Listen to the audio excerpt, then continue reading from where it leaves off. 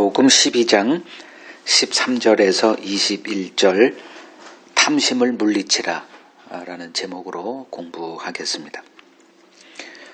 자, 13절에서 15절 같이 읽겠습니다. 무리 중에 한 사람이 이르되 선생님 내 형을 명하여 유산을 나와 나누게 하소서 하니 이르시되 이 사람아 누가 나를 너희의 재판장이나 물건 나누는 자로 세웠느냐 하시고 그들에게 이르시되 삼가 모든 탐심을 물리치라. 사람의 생명이 그 소유에 넉넉한데 있지 아니하니라 하시고. 이제 주님을 따랐던 무리 중에 어떤 한 사람이 이제 그 무리 중에 섞여 있고 이제 자기에게 좀 시간이 주어지는 그 기회만을 이제 노리고 있다가 어떤 기회가 이제 돼서 주님 앞에 나와서 이런 요청을 합니다. 부모의 유산을 형이 혼자서 이제 독식하려고 합니다. 얼마나 속상했겠어요. 그것도 딴 사람도 아니고 형이 얼마나 친했을까 그건 모르겠고 하여간에 형이 이제 독식하려는 것, 이 문제를 이제 주님께 언급을 하면서 우리 형을 명해서 유산을 좀 공평하게 이렇게 나눠주게 해달라는 요청을 합니다. 이 사람에게 주님은 능히 이러한 문제를 해결할 수 있는 지혜를 소유한 분으로 생각을 한 거죠. 만약에 솔로몬이 그 자리에 있었다면 솔로몬은 했을까요? 안 했을까요? 했을 겁니다. 왜냐하면 그는 이 땅에 속한 지혜에서의 최고의 위치에 있는 그 지혜를 이제 받은 자이기 때문에 이런 문제점은 쉽게 해결하지 않을까 저는 생각을 합니다. 이제 하나님께서 일천번제 드린 그날 저녁 밤에 나타나서 뭘 구하냐? 나라를 좀 잘 다스리고 싶습니다 라고 할 때 그래 지혜 줄게 이거였어요. 그러니까 나라를 다스린다는 것은 딴 거 아니에요. 사람을 잘 이해하고 사람을 심리를 잘 이해하는 이런 지혜예요. 그래서 그 아기 하나를 두 여자가 내 거다 서로 이것을 그 심리를 꿰뚫고 들어가서 칼로 반 잘라 지가 안 난 그 아이의 엄마 아닌 사람은 그냥 고깃덩어리로 보이는 거예요. 근데 내가 난 엄마는 이게 안 되는 거예요. 그게 본능적으로. 이제 이런 지혜죠. 그러면 이제 이 문제도 마찬가지 아니에요. 공평하게 나눠달라는 거예요. 대상이 아들에서 재산으로 바뀐 것 뿐이죠. 그러면 솔로몬 같았으면 데려와, 형 데려와. 그래서 이제 뭐 간단하게 해결했을 거라 생각되는데, 근데 주님은 뭐라고 이제 이 사람한테 얘기를 하냐면 지금 이 사람은 간절한 거예요. 이 간절한 이 마음을 갖고 찾아온 그리고 자기를 굉장한 지혜자로 이렇게 대접하고 있는데 또 주님은 이렇게 말씀하세요. 이 사람아 누가 나를 너희의 재판장이나 물건 나누는 자로 세웠냐. 이건 면박이죠. 늘 이런 식이에요.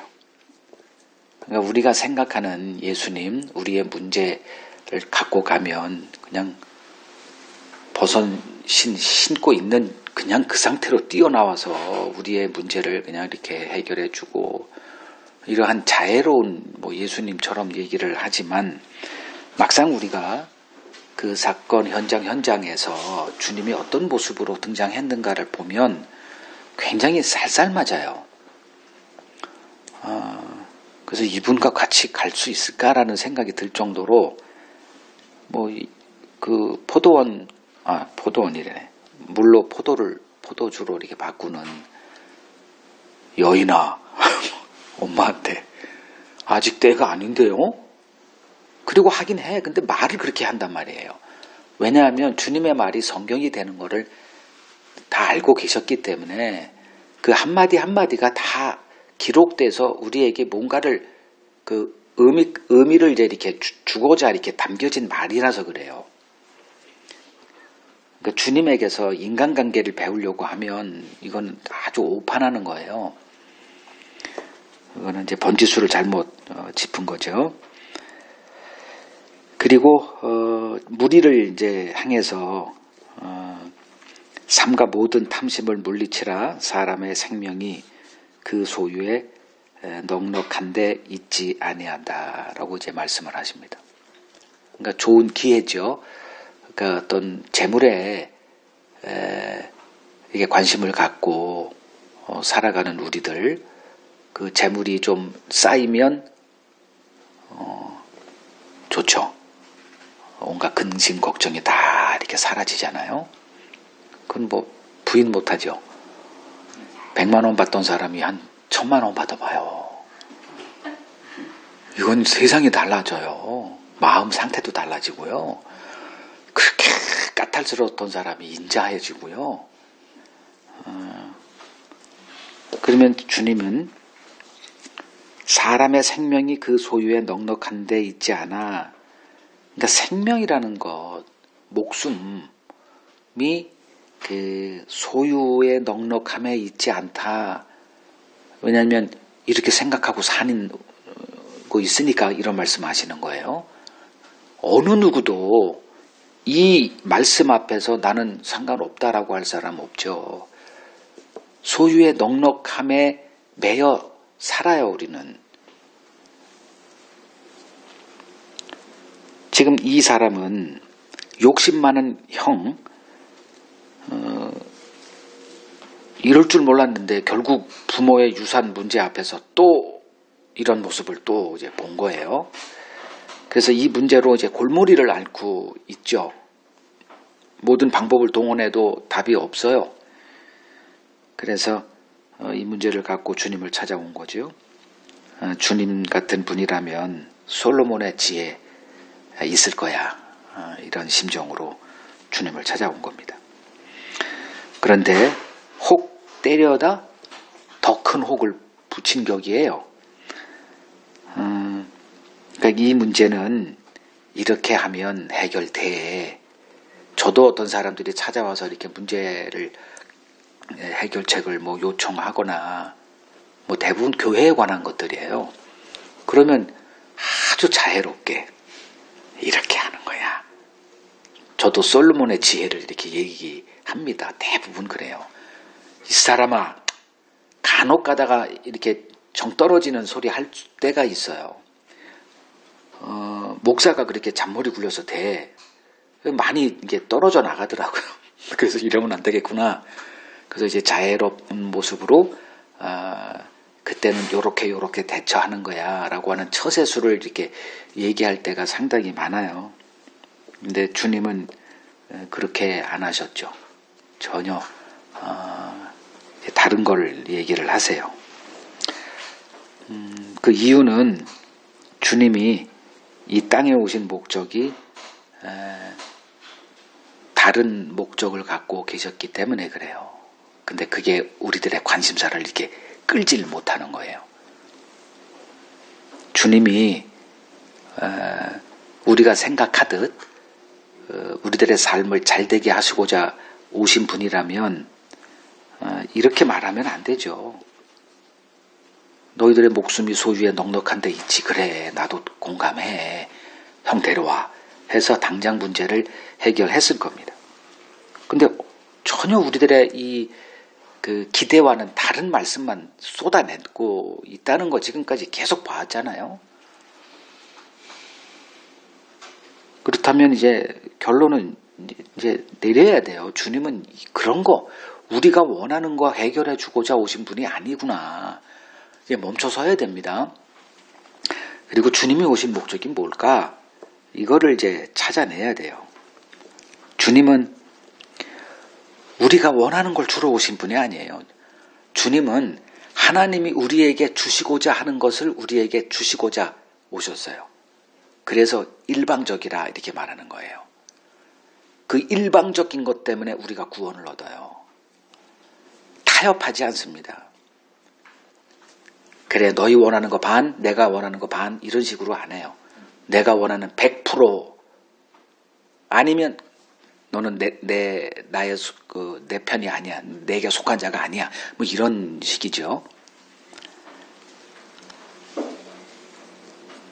그러니까 이러한 주님의 의도를 알지 못하고 예수의 이름을 부르며 이제 신앙생활을 하죠. 그냥 막무가내죠. 뭐 교회에서 목사들이 이렇게 성도들에게 얘기하는 것 중에 구원 분명히 있어요. 영원한 생명 있습니다. 거기다가 반드시 또 하나가 붙죠. 하늘에 신령한 것과 이 땅에 기름진 것, 이 두 개가 항상 같이 나가요. 하나님도 기쁘게, 사람도 기쁘게 해요. 예수님이 이 두 가지 목적을 갖고 오셨다면 이 성경 다 찢어내야 돼요, 진짜로.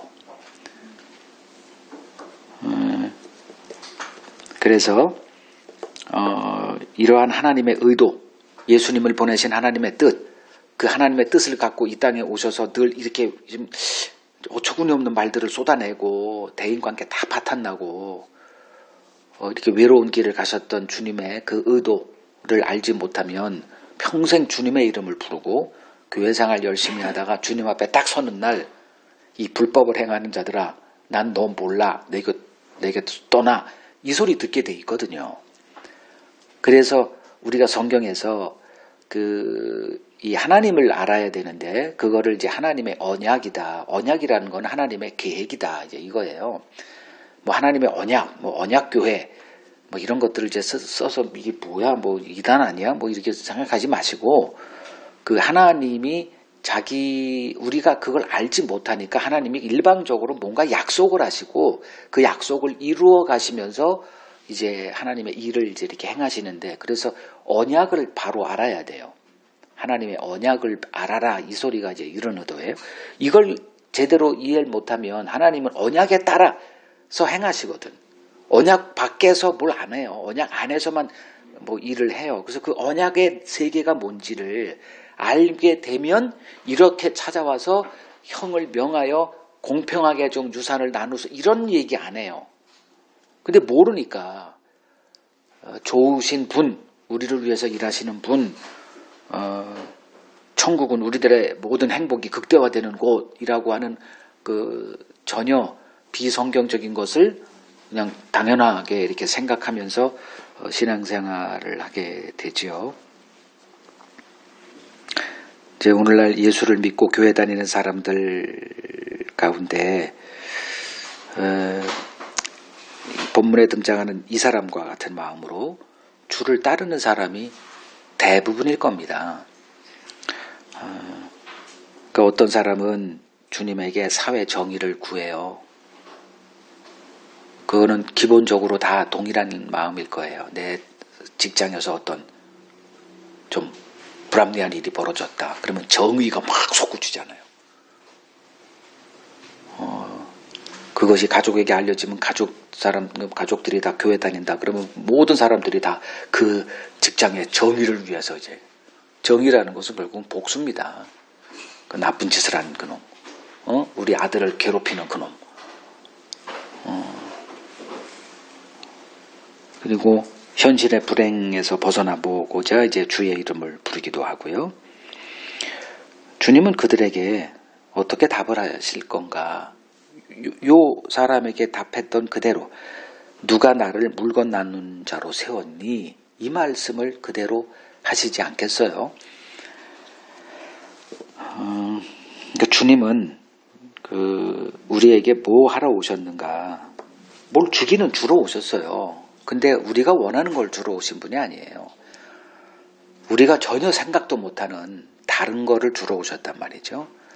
근데 이걸 알을 사람이 없어요. 그래서 어떻게 표현되냐면 성경은 하나님이 우리에게 하나님의 영을 부어주어서 하나님이 우리에게 은혜로 주신 것들을 알게 하려 합니다.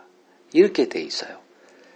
그러니까 영을 보내서 알게 할 거라면 아무도 모른다는 거예요. 우리 인간의 이 지성, 지식, 지혜의 그 총량을 다 동원해도 하나님이 우리에게 어떤 걸 주시러 오신가는 못 깨닫는다는 거예요. 그건 우리 영역 밖이에요. 주님이 우리에게 주러 오신 거는 생명이라는 거예요.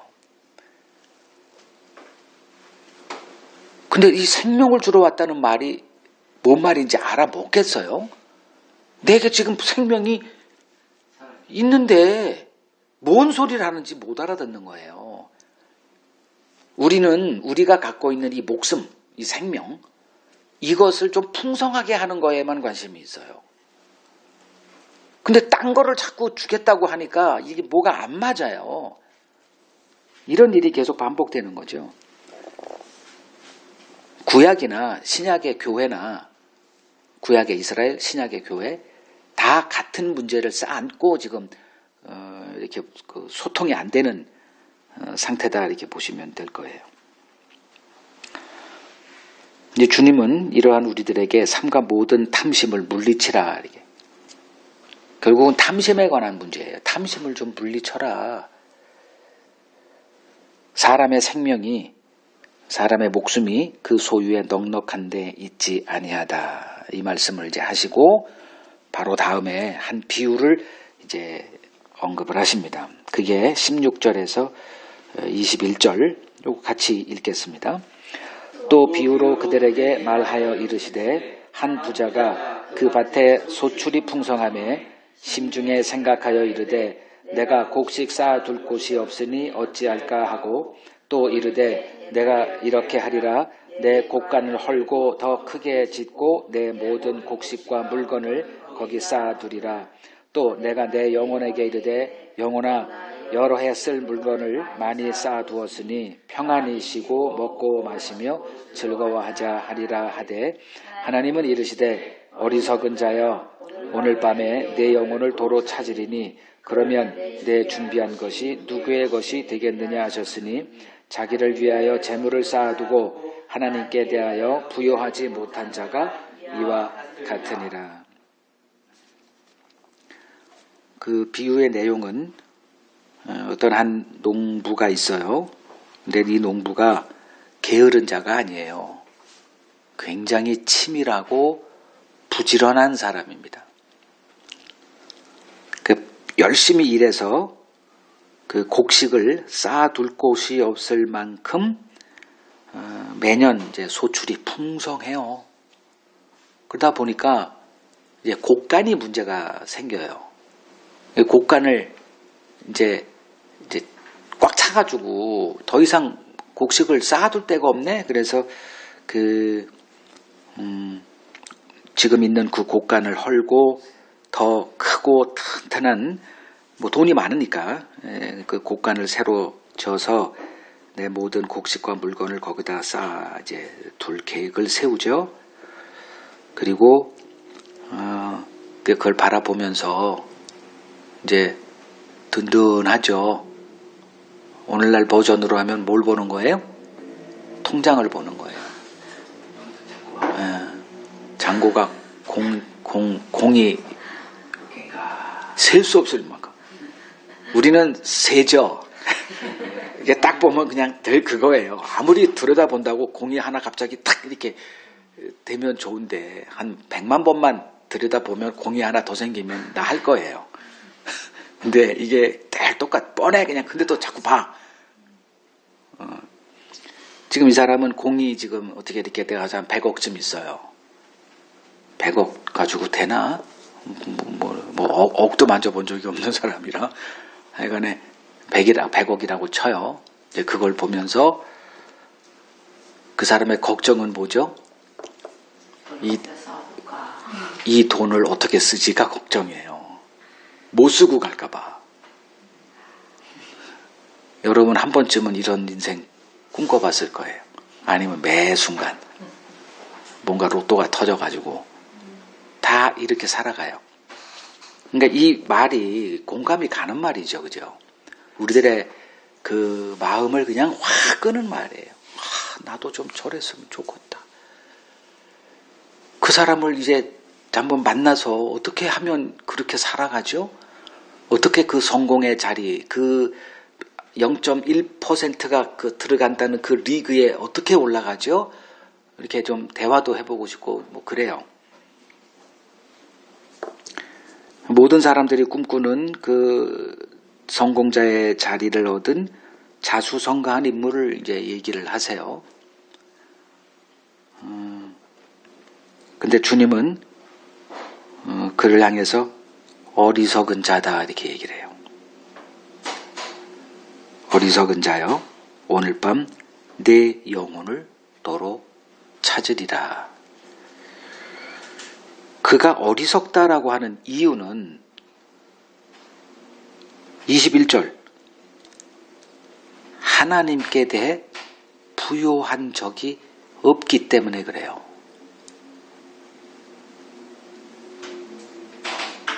주님은 이 땅이 전부가 아니에요. 우리는 육신이 되었기 때문에 하나님을 모릅니다. 영이신 하나님을 우리는 몰라요. 정말 고려 대상도 아니에요. 하루 24시간 내내 이 땅의 것만 생각하고 살아갑니다. 그냥 압도되어 있는 거예요. 이 세상의 삶에. 그 하나님께 부요하다는 뭐 이런 말도 무슨 뜻인지도 몰라요.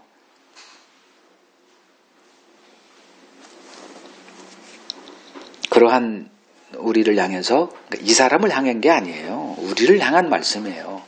이 어리석은 자들아, 어떻게 인생을 살아야 되는지 전혀 모르고 사는구나.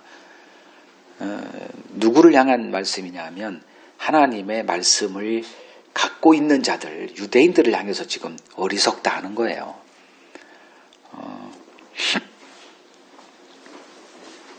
그러니까 주님은 이 전체적인 그 전반부에 어떤 한 사람이 재물 좀 이렇게 좀 잘 나누는 그 문제를 갖고 이제 찾아온 그 사람, 그리고 지금 이 비유에 등장하는 뭐 우리들이 꿈꾸는 그 인생, 그걸 성공한 어떤 한 사람, 이제 그들을 통해서 이것을 통해서 주님이 그 우리들의 이제 삶의 문제를 이렇게 진단하시고 이제 처방을 이제 하시는 건데, 이제 우리들의 관심사는 육신의 생명이에요. 이 땅에서의 한평생의 삶. 그러니까 여기에만 이제 관심을 두고 모든 지혜와 그 모든 열정을 동원해서 그걸 이루어가고자 이제 살아갑니다. 근데 주님의 관심사는 그거는 너무 잠깐인데 그곳에서 오신 분이라 그게 관심사예요. 그 앞에 서야 되는데 이 땅에 뭐 우리가 뭐 70, 80 좀 짧은 사람은 뭐 어려서도 죽고 이제 어차피 거쳐야 될 과정이고 그 다음에 하나님 앞에 서야 돼요.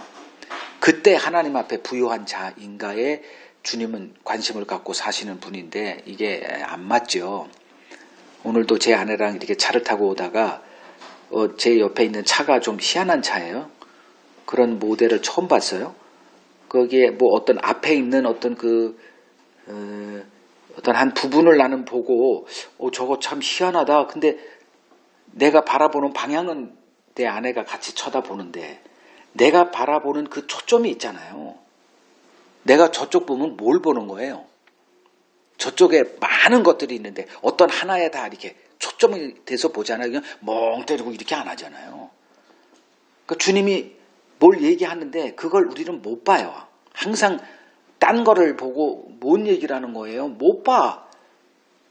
지금 여기서도 마찬가지예요. 주님이 인간의 언어를 쓴다고 이 세상 걸 얘기하는 게 아니거든요.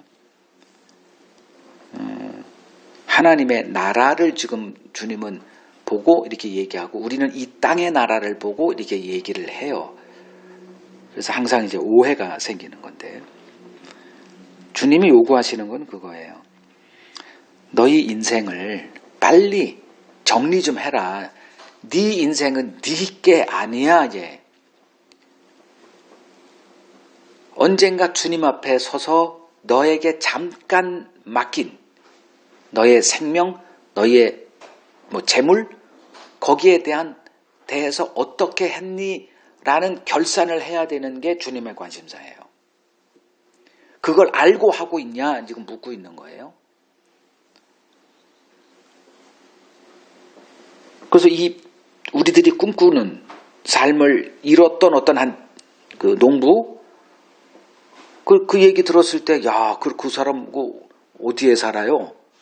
이게 우리의 관심사인데, 주님은 그 얘기 다 한 다음에 하나님은 이렇게 평가해. 이 어리석은 자여. 이렇게 얘기하셔.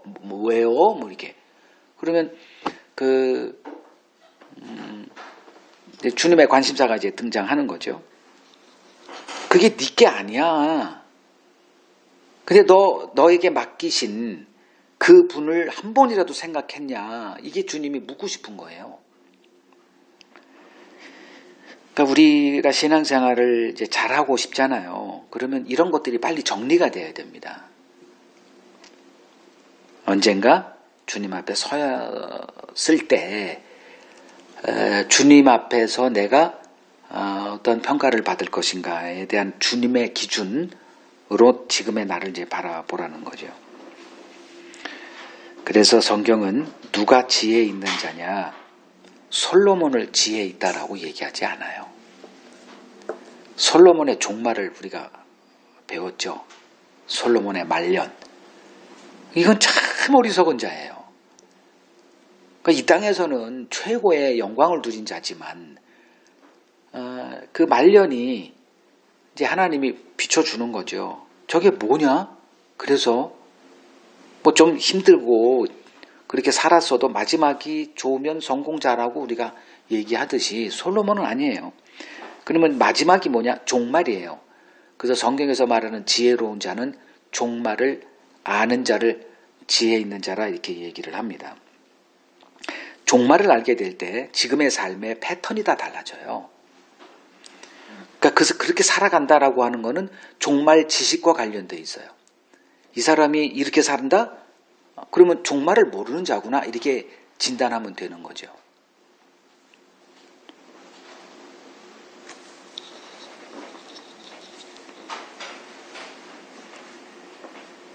그 종말을 보고 계셨기 때문에 그 종말의 자리에서 무엇이 필요하냐 주님이 알고 계세요. 그걸 주러 오신 분이에요. 그래서 주구장창 얘기하시는 것이 내 살을 먹고 내 피를 마시라는 거예요. 내가 하늘에서 내려온 생명의 떡이다. 근데 종말이 안 보여요. 지금 내 직장의 문제가 죽겠어요. 내 건강의 문제 때문에 죽겠어요. 잔고에 돈이 없어. 돈은 써야 되는데 이거 하루벌이로 살아가는 사람들의 애환을 누구보다 우리들이 잘 알죠. 이 건강 한번 없어지면 이거 죽는 거예요. 이러한 사람들이 뭐에 관심을 갖고 살겠습니까? 이제 이러한 우리들을 주님이 찾아와서 탐심을 물리치라고 얘기를 하세요.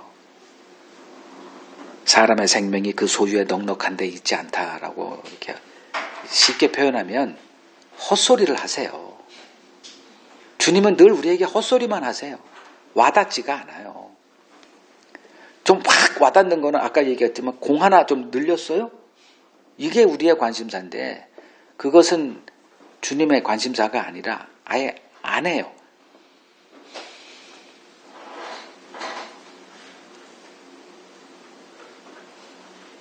우리는 눈앞에 떡 그걸 달라고 하는 자들이에요. 한 예로 오늘 말씀을 마치겠습니다. 민수기 11장을 한번 보세요. 탐심에 관한 얘기예요. 민수기 11장을 보면 이제 그 시내산에서 1년 그 율법 받고 성막을 완성을 해요. 그리고 가나안을 향해서 이제 나아갈 그 준비를 마치고 이제 11장에서 드디어 이제 진구를 하는 거예요. 근데 광야예요. 거기서 1절을 보면 또 악한 말로 원망을 해요. 뭐 물이 없거나 뭐 없는 거야 해간에 설명은 안 돼 있어요. 원망했다는 건 뭐로 원망했겠어요? 뻔하죠. 그래서 또 하나님이 진노해서 뭐 진영에서 불이 붙었네? 그리고 뭐 또 불을 꺼요? 그리고 4절을 보세요. 이제 그들 중에 서로 섞여 사는 다른 인종들이 또 뭘 품어요? 탐욕이 이제 등장을 합니다. 뭔 얘기냐 하면 고기 문제예요. 오늘날 한국 TV를 보면 왜 이렇게 고기가 많이 등장하는지 몰라요. 고기 먹는 양이요. 저 같으면 한 달 먹을, 1년을 먹을 거를 하루 한 끼로 먹더라고요. 좋은 고기들, 무슨 셰프도 왜 이렇게, 우리나라에 셰프가 그렇게 많았는지는 몰라요. 모두가 다 먹는 문제들이에요. 먹는 문제가, 먹는 프로. 그것도 다 고기. 고기가 등장을 해요. 고기 좀 달라 그러는 거예요. 아니 광야에서 고기가 어디 있어요? 근데 고기를 달래요. 그리고서 5절에 애굽에 있을 때는 즉 주님을 만나기 전에 값없이 생선, 오이, 참외, 부추, 파, 마늘 이거 우리들이 다 잘 아는 것들이에요. 그것이 생각이 나는 거예요. 근데 6절에 이제는 내 괜히 주님의 구원에 이 참여해가지고 지금 이 길 가다 보니 보이는 건 뭐밖에 없어? 만나밖에 없어.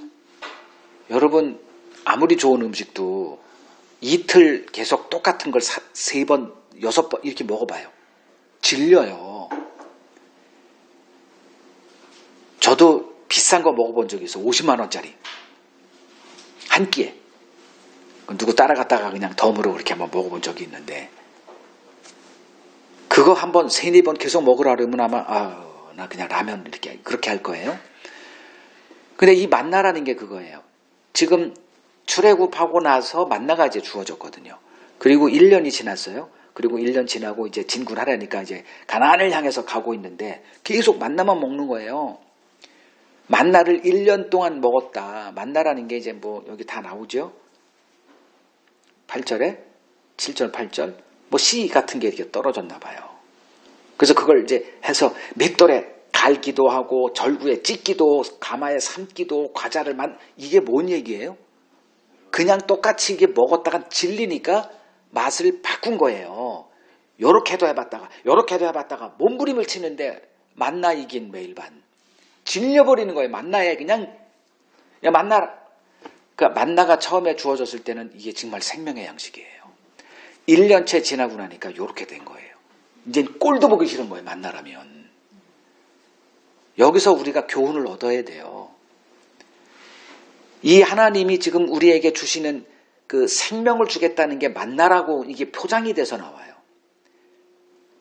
만나는 맛있는 게 아니에요. 우리가 만나게 할 뿐이지. 근데 지금 이 만나로 인해서 실증이 나고 또 만나가 또 내려 9절에 징그러운 만나가 그래서 고기를 달라고 한 거예요. 그때 뭐 다른 건 또 내용이 좀 뭐 다 줄이면 그 하나님이 내가 그들의 얘기를 다 들었다. 내가 그들에게 고기를 주겠다. 이렇게 하나님이 답변하세요. 그러니까 모세가 아니 하나님 여기 광야인데 고기를 어떻게 주시려고요? 그건 네가 걱정할 게 아니고 내가 그들에게 줄 거야 해놓고 어디 나오더라? 뭐 바람과 뭘 동원해가지고 하여간에 31절에 바람이 여호와에게서 나와 바다에서부터 메추라기를 어디서 있는지 모르지만 그걸 몰아가지고 와요. 그 수많은 메추라기를 몰아가지고 지금 이스라엘 백성들이 있는 곳까지 이렇게 해서 2규빗 높이가 쌓인 게 규빗이 45cm니까 약 1m 조금 안 되는 높이로 이게 쌓였으니 괜히 여러분 고기 달라고 얘기하지 마세요. 이런 일이 벌어집니다. 그래서 백성들이 종일 이튿날 종일 메추라기를 이제 모아요. 이게 웬일이야. 만나가 아니라 이제 메추라기가 떨어졌네. 해가지고 그냥 잡아가지고 이제 익히고 뭐 했겠죠. 그리고 33절.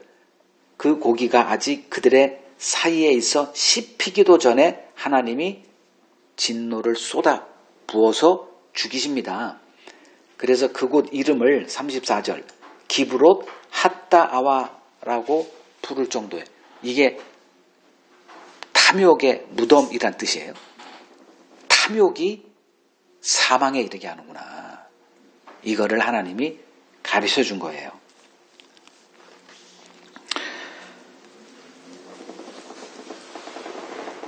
탐욕 때문에 하나님이 우리에게 주신 생명을 보질 못해요.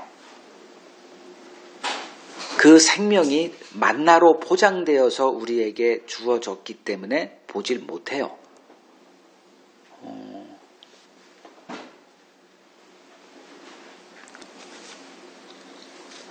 자, 고기를 요구하는 그들에게 하나님께서 메추라기를 치면 1m 정도로 쌓일 정도로 줄 수 있는 분이에요.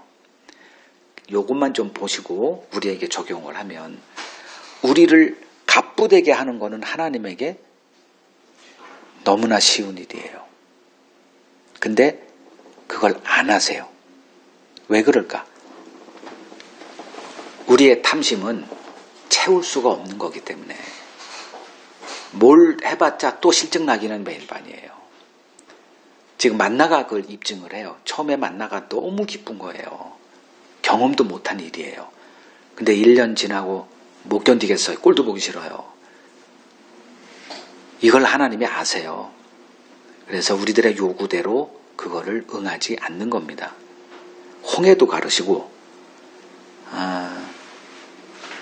또 만나도 주시고 메추라기도 이렇게 주실 수 있는 분이라면 우리들 갑부로 만드는 거, 우리들이 요구하는 거 주시는 거는 그 일도 아닌데 그렇게 안 하세요. 왜냐하면 우리에게 주시고자 하는 게 다른 것이기 때문에 그렇습니다. 하나님은 이걸 타협하지 않으세요. 내가 너희들에게 주는 거 이게 뭔지 우리에게 이제 깨우쳐 알게 하세요. 내가 너희들에게 준비해 놓은 이게 너희들은 지금은 이게 뭔지 모르지 이거예요. 근데 그날 종말의 날에 너희들의 것은 이미 다 준비가 돼 있고 그게 네 거라고 내가 얘기하고 있고 그때 이거 하나면 이 모든 게 다 네게 되는데 그걸 너희들에게 지금 줬대 내가. 근데 왜 그러지? 이걸 묻고 있는 거예요. 근데 우리들은 환경의 지배를 받아요. 그래서 늘 환경을 좀 좋은 환경을 요구하죠. 지금 이스라엘 백성들이 요구했던 게 좋은 환경이에요. 이제 못 견디겠다는 거예요. 이 척박한 환경 속에서 못 견디겠다는 거예요. 그래서 애굽 생각나고 애굽이 나 더 낫지 않았을까? 이렇게 자꾸 마음이 흔들리고 요동하게 돼 있습니다. 이러한 그 이스라엘 백성들에게 주님은 만약에 타협하셨다면 지금도 우리가 그 타협 그냥 에이 그때는 그때고 알아서 하시고 지금이 좋습니다. 이렇게 타협합시다 하면 돼요. 근데 안 하셨어요. 그런 분하고 타협할 생각을 하면 안 되죠. 안 통하는 거예요. 하나님은 하나님의 길 가시고 우리들의 이제 그 고난의 길이 이제 더 길어질 뿐입니다.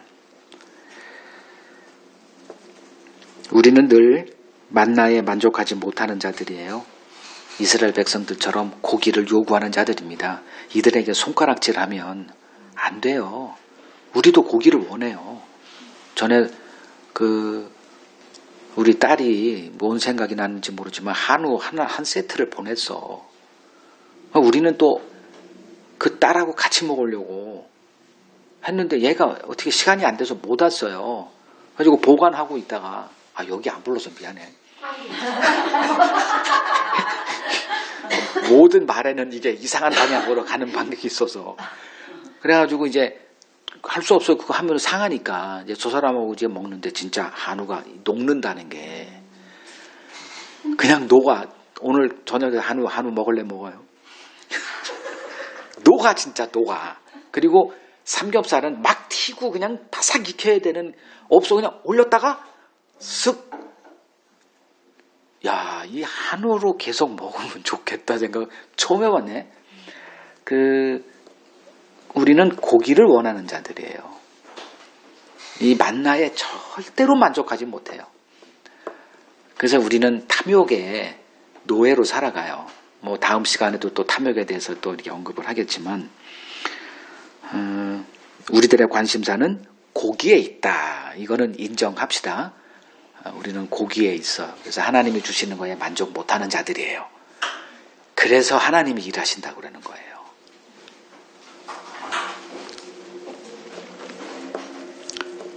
주님은 우리에게 이 땅에서 만나로 족한 삶을 배울 것을 요구하세요. 그게 어디 나오냐면 디모데전서 6장에 나오거든요. 디모데전서 6장 6절 8절 제가 읽어드릴게요. 자족하는 마음이 있으면 경건은 큰 이익이 되느니라. 우리가 세상에 아무것도 가지고 온 것이 없음에 또한 아무것도 가지고 가지 못하리니 우리가 먹을 것과 입을 것이 있은즉 족한 줄로 알아라. 이렇게 얘기를 합니다. 만나를 얘기하는 거거든요. 먹을 것과 입을 것이 있은즉, 그것은 이제 하나님이 공급하는 만나를 얘기를 해요. 근데 이스라엘 백성들을 통해서 이제 과연 너희가 만나로 만족하는 자들이냐? 아니라는 게 이제 입증을 다 했죠. 그러면 그들은 인류의 대표이기 때문에 그들에게 손가락질 되는 게 아니라 우리도 그 자리에 있으면 우리도 그렇다는 거예요. 그러면 과연 우리가 먹을 것과 입을 것이 있은즉, 즉 오늘 먹을 거 있다고 족한 자들인가 한번 질문해 봐요. 절대로 족하지 않습니다. 공이 한 10개 정도 더 있으면 좀 족해 줄까 하는 자들이 우리들이에요. 이러한 우리들에게 이제 우리는 구제불능의 사람들이죠. 탐심의 노예로 살아갈 수밖에 없는 우리들. 이제 하나님이 하시는 방법이 뭐냐면 절대로 우리 눈으로 스스로 보지 못하니까 하나님의 영을 우리에게 보내주셔서 그 성령의 조명 가운데 하나님이 우리에게 주신 은혜가 무엇인가 이제 보고 이거구나 이렇게 살게 하세요. 이 은혜 때문에 우리가 그 길 가는 거예요. 깨닫게 해주시는 은혜, 보여주시는 은혜, 알고 감탄하고 감사가 나오게끔 하는 이 은혜가 있기 때문에 우리가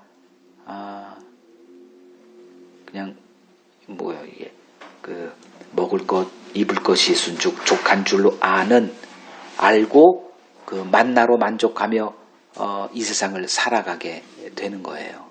이게 하나님의 일이에요.